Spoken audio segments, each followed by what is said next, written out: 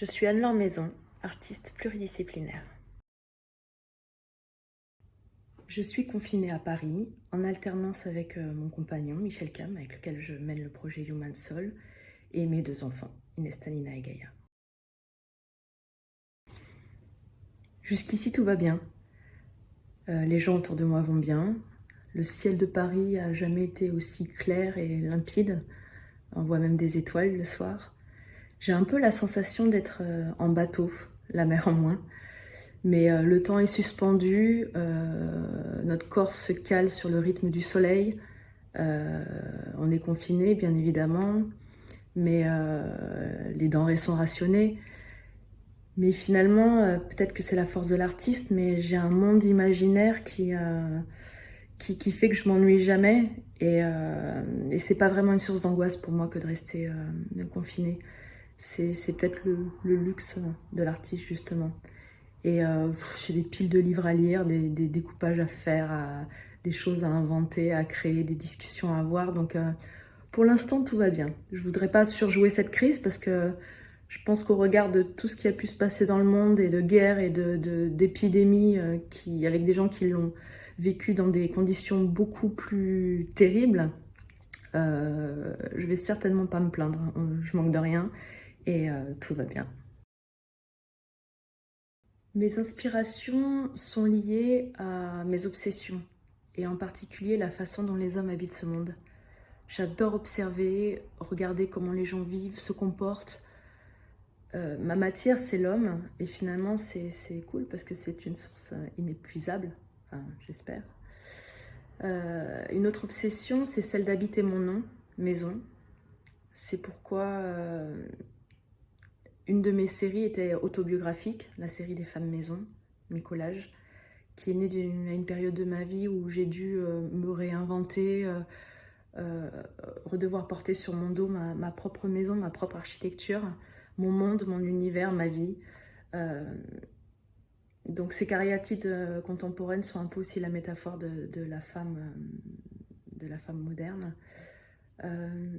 J'observe le monde, les hommes, je me cherche, je me questionne. C'est l'expérience du monde, vivre cette expérience, mais c'est aussi sa connaissance. Donc à travers les livres de sociologues, anthropologues, psychanalystes, artistes, architectes, tout ça, ça nourrit mon travail. Et donc mes sources d'inspiration, elles sont infinies et rhizomatiques. Et c'est pourquoi je m'y perds des fois. Ma technique privilégiée est celle du collage. J'adore collecter des données, donc que ce soit des choses que je chine dans les magazines, dans les revues, dans les livres ou mes propres photos. Je les imprime, ou alors ça peut être de façon numérique ou de façon physique. Mais je découpe, j'assemble, j'imbrique, je construis. C'est un peu comme un architecte. J'ai plusieurs éléments et je construis mon univers, ma maison, mon collage. J'assemble tous ces éléments pour en faire mon œuvre. L'œuvre qui résonne le plus pour moi en ce moment, c'est la série Tableau d'intimité, qui consiste je me promène la nuit dans les villes dans lesquelles je suis et je prends en photographie ces fenêtres illuminées.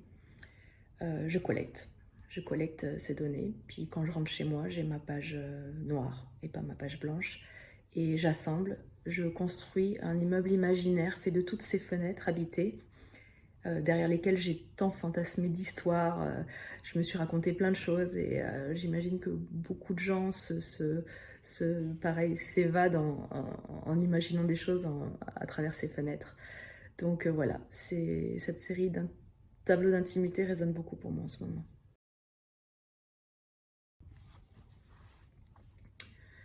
Très honnêtement, tout d'abord, le confinement a étouffé ma créativité. Alors je me suis mis à lire. J'avais une pile de bouquins à lire en retard. Et c'est vrai qu'en temps normal, je culpabilise un peu de lire. Et là, j'ai pris le temps. Je me suis posée et j'ai lu.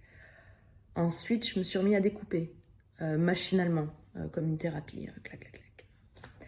Et puis un soir, à 20h, en sortant, applaudir et en observant autour de moi, j'ai été un peu envahie par cette vague humaine, cette émotion. Et sur les conseils de mon compagnon, donc Michel Cam, je me suis dit qu'effectivement, faire un tableau d'intimité du confinement serait peut-être une chose intéressante à faire au jour d'aujourd'hui.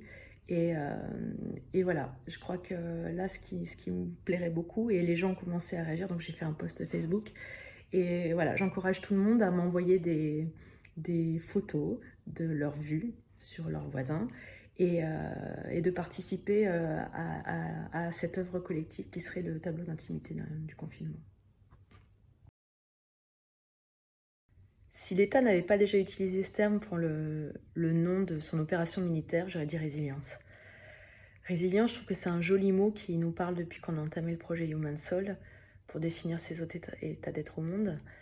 Et c'est un joli mot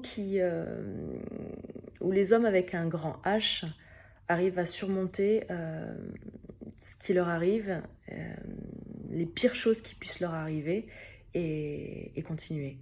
Et continuer de façon positive et en tirer même une force. Donc résilience, je crois que c'est un mot dont on a plus que jamais besoin pour rester ouvert à un renouveau, à quelque chose de beau et de quelque chose qui continue et d'un printemps. Et bah, je crois que je vais quand même le garder en fait parce que c'est un mot qui me définit bien et que j'aime.